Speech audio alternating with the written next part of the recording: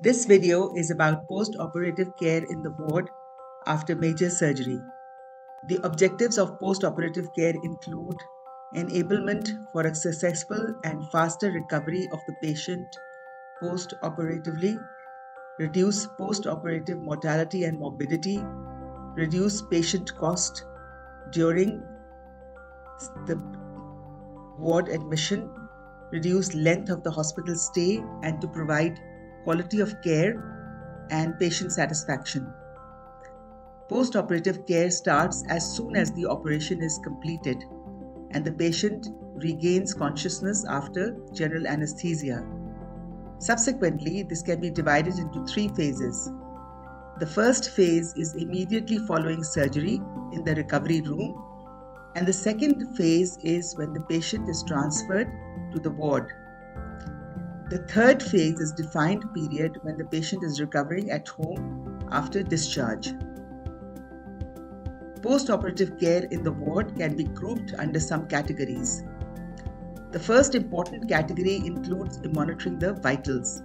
It is important to document what is to be monitored and how often the monitoring has to be done. For example, 4, 6, 8, 12 hourly or continuously.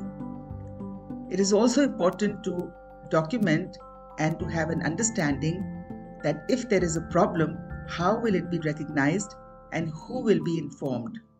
For example, if the blood pressure suddenly drops, the patient becomes cold and clammy, then the surgeon should be contacted urgently. Patients requiring continuous monitoring have to be placed in a special care unit.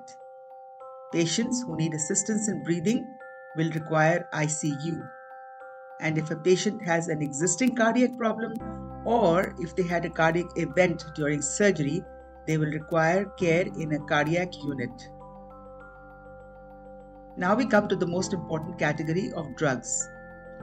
Fluids are given intravenously post-operatively, but the rate and the total amount of fluids that have to be given has to be confirmed. Overinfusion can be a cause for morbidity, so be careful, especially when patients are elderly, have a weak heart, or are hypertensive. Pain relief will depend upon the site of the operation and should not carry any risk for the patient. For example, you cannot give Panadol to a patient who has liver damage or give non-steroidal analgesics to patients with a history of asthma. Before prescribing antibiotics, check there is no history of allergy. Ensure the correct dose and route by which it is being provided.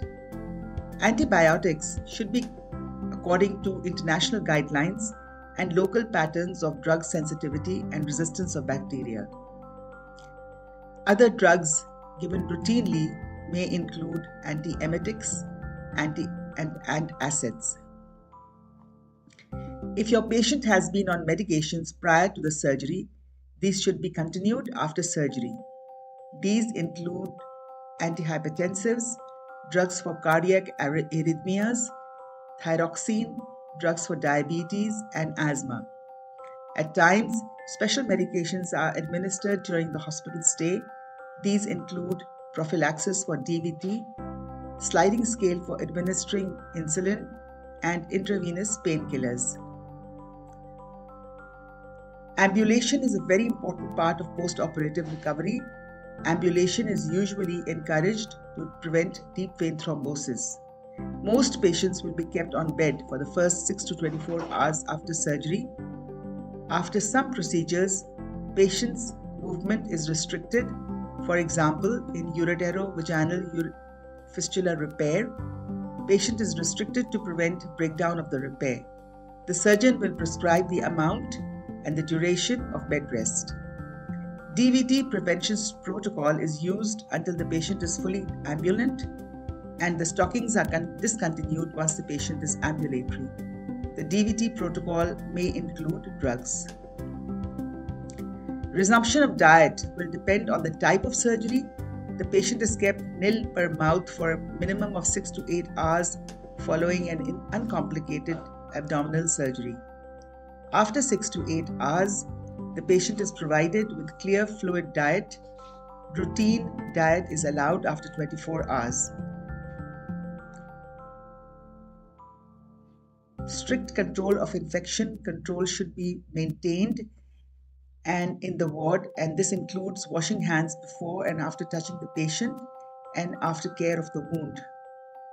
Ensure the environment is also kept clean.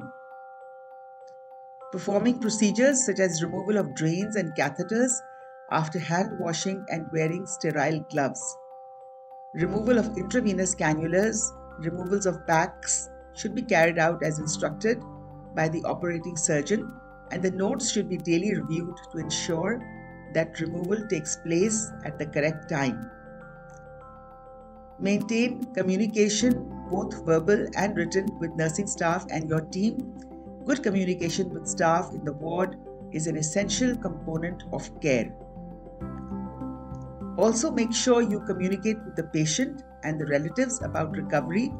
This ensures patient satisfaction, keeps the patient and the family involved so they can continue patient care once he or she is discharged. Post-operatively, patient may need for certain laboratory or radiological investigations. These should be documented, sent timely, and followed up diligently. With this, we come to the end of this video.